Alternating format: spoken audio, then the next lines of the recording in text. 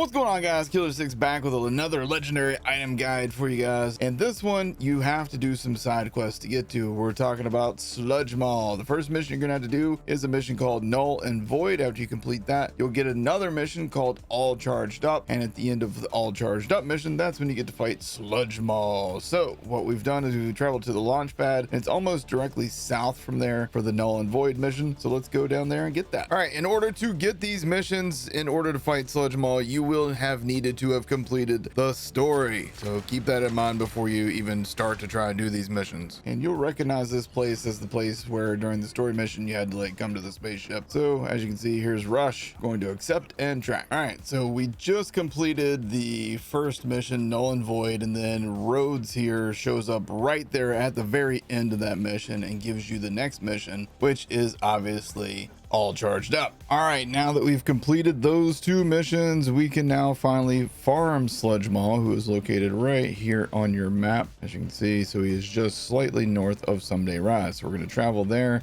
and head up to that location. So in case you do not remember, it's basically right as you drop off of the ledge from this safe house. It's basically just straight right in front of you.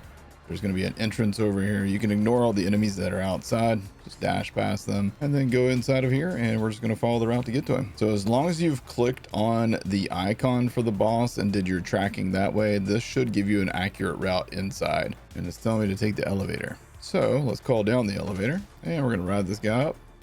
And then once you get to this area, you're just going to drop down this hole and we're going to go straight ahead from there. Again, you can ignore all the enemies in this area your second time through to fight this boss. Now, before you drop down this hole, make sure you click the Moxie's respawn machine here and then drop on in. And then it's time to fight Sludgemaw when you get to the bottom of this slicky slide of dirt.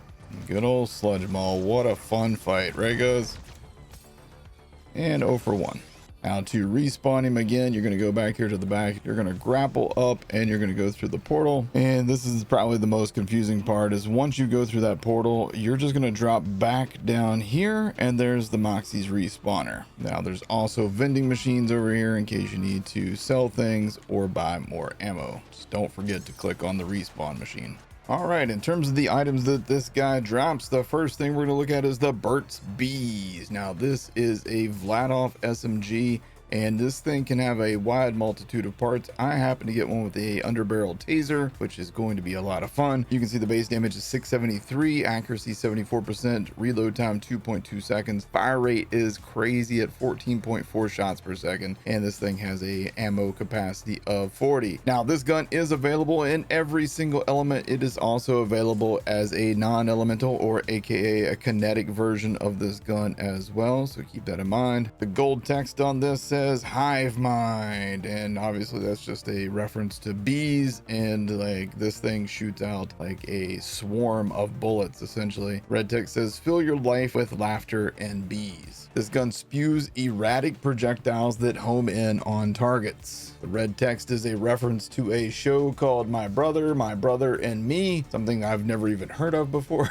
Up next is the Onion. This is a Jacobs manufactured shield, and I really like the way this thing looks. I like the bullets coming out and the spiral around it. That's really cool. Stats on this one: capacity 9,759. Armor segments on mine are 4. Armor damage reduction is 24%. I rolled this one with shock. This one can spawn with fire, corrosion, shock, or cryo as the resistance on this. What this shield does is on armor segment break, it will grant immunity to damage for 2 seconds. Now, having this roll with 4 armor segments means that there's 4 chances for me to essentially get 2 seconds of immunity, making this a ridiculously good shield. Now, adding to that, mine rolled with Spunky, grants 30% damage dealt, scaling with broken armor segments. Gold text on this says Shallot Shell on armor segment break grants immunity to damage for 2 seconds. The red text says you don't have to cry about it, which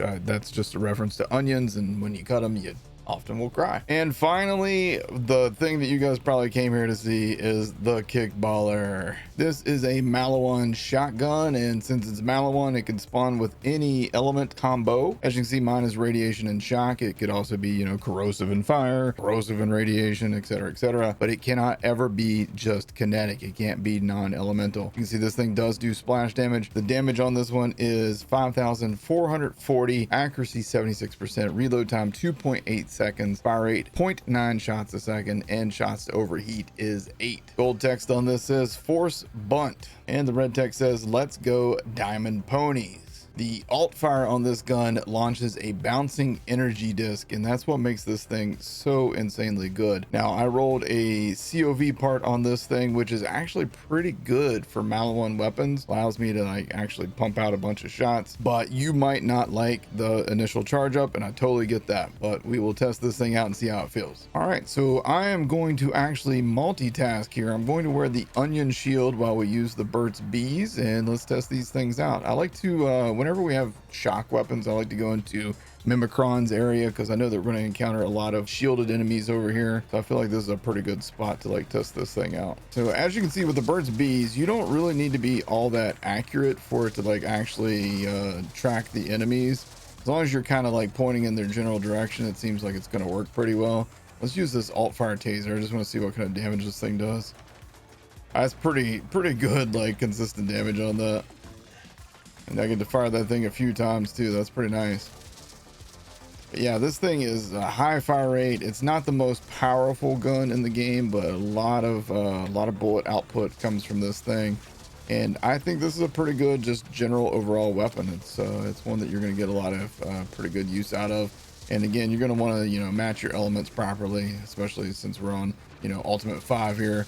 Element matching is very important in Ultimate 5. And you can see with the 4 of our armor segments broken, we were getting a lot more damage there. So you can see that we're taking damage now, but I'm going to let our armor segments come back up. We got one armor segment back there. Let's go ahead and get all of our segments back and then see how this feels. Now the recharge on these armor segments is painfully slow, as you can see. And what we're going to do is when we go in there, we're going to just let these guys wail on me, and I want to kind of see if we can time these properly here.